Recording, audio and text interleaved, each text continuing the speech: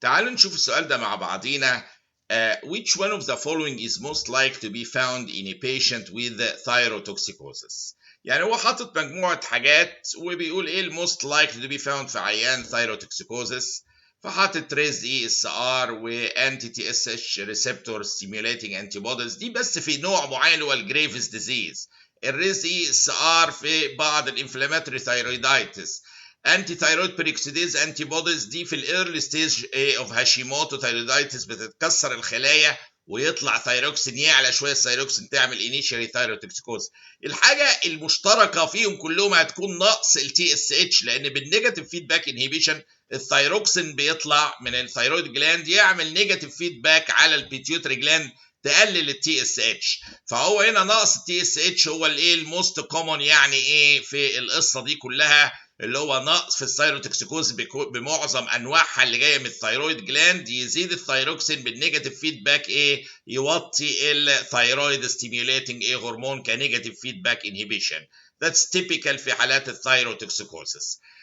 Detection هنا سؤال مهم جدا of maternal antibodies in fetal blood that had been attached to fetal cells is accomplished by، يعني لو في انتي بوديز اتاشت للفيتال بلاد وانا عاوز اتست وجود الانتي بوديز دي لازقه وماسكه في الفيتال بلاد ولا لا، اعمل اني تيست من دول.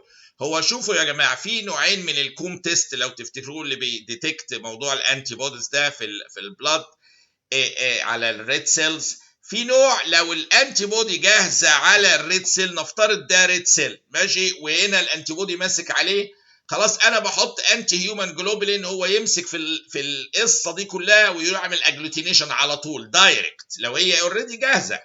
لكن لو في انتي بودي موجود ضد الريد سيلز بس مش، او انتي بودي موجود يعني في البلازما بس مش شابك على الريد سيلز، انا محتاج عشان اديتكت احط ريد سيل الاول عشان يشبك فيها واضيف الانتي هيومن جلوبولينز بقى اسمه اندايركت كوم تيست.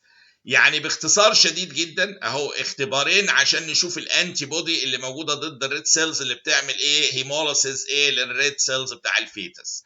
في عندي ادي اهو البيشنت بلاد، في عندي الانتي بوديز اللي هي بالازرق ده ممكن تبقى شبكه جاهزه على الريد سيلز وممكن تبقى بس في الايه في البلازما مش شبكه عليها. فلو هي شبكه على الريد سيلز كل اللي هضيفه الاخضر ده اللي هو الانتي هيومن جلوبولين يقوم ماسك في الزرق دول وهم جاهزين يحصل ايه اجلوتينيشن في نفس اللحظه على طول، لان انا هم جاهزين عليهم الانتي بوديز. ولكن ده انا محتاج اضيف له ايه ده اندايركت بقى، اضيف له الاول ريد سيلز تمسك في الازرق واضيف له الانتي هيومن جلوبولين الاخضر يقوم يحصل اجلوتينيشن. ففي الدايركت تيست ده الانتي بوديز على الريد سيلز بيحصل اجلوتينيشن على طول دايركتلي مجرد ما اضيف الانتي هيومن جلوبولين.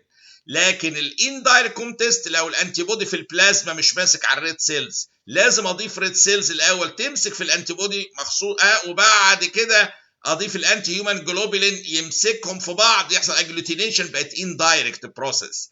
فهو هنا السؤال بيسالني ايه ديتكشن انتي بوديز اللي هي ذات هاز بين اتاشت جاهزه دي دايركت على طول، فده دايركت ايه كوم تيست. هو ايه اجابه ايه هذا السؤال ايه كما راينا. 13-year-old boy ده سؤال جميل قوي الحقيقه is referred to as his general practitioner has incidentally noticed protein in his urine on 2 occasions. يعني الجنرال براكتيشنر بتاعه لقى الطفل ده عنده بروتينوريا كده في مرتين فبدأ يحوله ليك. When the child came to him after school يعني بعد السكول راح له الولد وعمل له تيستينج منها يورين لقى فيه ايه بوزيتيف ايه بروتين في اليورين. The boy is healthy and has no signs of edema or recent infection. الولد هيلثي وزي الفل مفيش اي حاجه ولا في ايديما نقدرش نقول نفروتيك سندروم مثلا وبروتينوريا ولا في ريسنت انفكشن عنده عامل له جلوميريولوباثي مثلا وعامله شويه بروتينوريا مفيش حاجه من دي. He is the first child you see in your morning clinic. كان اول طفل تشوفه واليورين ديب عملتها له كانت نيجاتيف. لا لا لا هو ايه الموضوع الولد ده بوزيتيف البروتين في اليورين ولا نيجاتيف؟ يعني مرتين يطلع بوزيتيف بالصدفه كده يوم ما يجي لي الصبحيه. خدوا بالكم الفرق بقى جاي لي الصبحيه قبل السكول مورنينج كلينيك، لكن الجنرال براكتيشنر راح له بعد المدرسه دي تفرق في ايه بقى؟ تفرق في التشخيص هنا. البروتينوريا اللي هي تبقى مختفيه الصبح وتيجي بعد الظهر بشويه، دي حاجه اسمها اورثوستاتيك ايه بروتينوريا. دي بتيجي في الاطفال لما يقف مده طويله، بيحصل هيدروستاتيك بريشر على الكدني، بيأثر بطريقه ما، تعمل شويه، ليها ميكانيزم معقد كده، تعمل شويه بروتينوريا. خلاص، مش شأننا بيه دلوقتي يعني. تعمل ايه شويه بايه بروتينوريا، لكن هو بالليل وهو نايم مفيش الجرافيتيشنال افكت ده، وبينام يصحى الصبح ايه سليم. فهو لما راح افتر نون كان واقف وبيتنطط طول النهار، راح للجنرال براكتيشنر لقى بروتينوريا، ما هو ستاندنج طول النهار. لكن لما جالك انت قست الصبحيه كان نايم طول الليل، فما فيش بروتينوريا الصبحيه. فالبروتينوريا اللي تختلف ما بين الاوقات بحيث ان هو بعد الصحيان من النوم تبقى مش موجوده، يعني وانا نايم مش موجوده، ولما اقف على رجليا تبدا تزيد البروتينوريا، اقوم لما اروح للدكتور بعد الظهر زي الطفل ده لقى بروتينوريا عنده في المرتين اللي راح له، دي تيبيكال اورثوستاتيك ايه بروتينوريا. الولد ده افتكروه كويس بتاع الاورثوستاتيك بروتينوريا، مستغرب مره فيه ومره ما فيش. دي اللي هي posture proteinuria بيسموها، is defined as normal urinary protein excretion during the night، يعني الوضع طبيعي اثناء النايت، فالصبحيه هنلاقي البروتين سليم. but increase excretion during the day بالجرافيتي وغيره associated بالذات مع الاكتيفيتي والابرايت بوزيشن. فلما يجي لك العيان بعد الظهر ده ممكن نلاقي البروتينوريا موجوده في اليورين، لكن يروح ينام ويصحى الصبحيه نقيس الصبح نلاقي مفيش بروتينوريا. دي اورثوستاتيك ايه بروتينوريا، من الموضوعات اللي هي الايه اللطيفه والمهمه ايه جدا.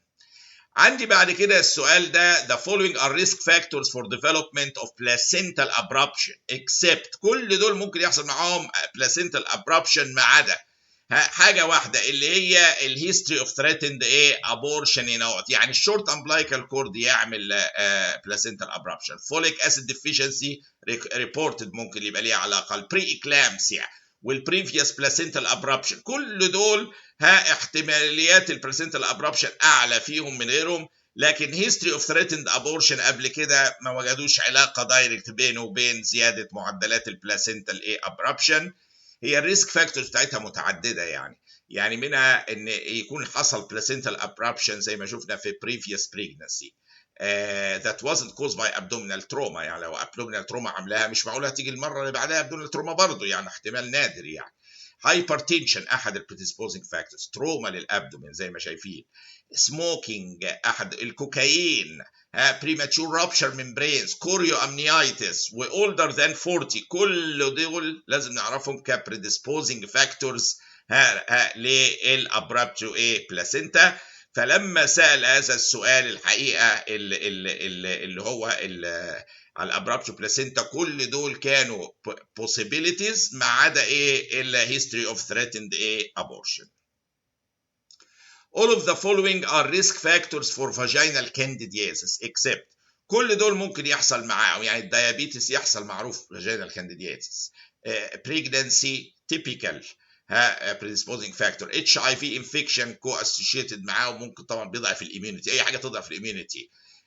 hypertension لا طبعا ملوش اي علاقه بالموضوع ده، hypertension خالص، هيعمل ايه داخله بالفاجينال كانديدياس. لكن سواء البريجننسي من الاستروجين العالي والتاثير على الاميون سيستم، الديابيتس ميليتس بيأثر على الاميون سيستم ويؤدي الكانديدياسيس، الاتش اي في بيضعف الاميون سيستم يعني الفاجينال كانديدياس، لكن واورال كانديدياسيس يعني في كذا مكان الحقيقه هايبرتنشن ملوش اي علاقه بهذا الامر. ولذا فانا دي صوره الفاجينال كانديدياس اهي اللي هي تشيزي اكسيديتس اهي، ودي شكلها في الميكروسكوب. الريسك فاكتور انتيبيوتيك يوز بتحبط النورمال فلورا، تسمح للكانديدا انها تنمو، increase estrogen level البيلز او pregnancy، uncontrolled diabetes بيضعف الاميون سيستم، واي cause impaired immune system زي الايدز ايه وغيره. فانا هنا برجع تاني بشوف ايه البريدisposing فاكتورز واعرفها جيدا للفاجينال كانديدياس، انتيبيوتكس، استروجين العالي زي البريجننسي، uncontrolled diabetes واميونو سبريشن. ونشوف الاسئله القادمه مع اذن الله معكم.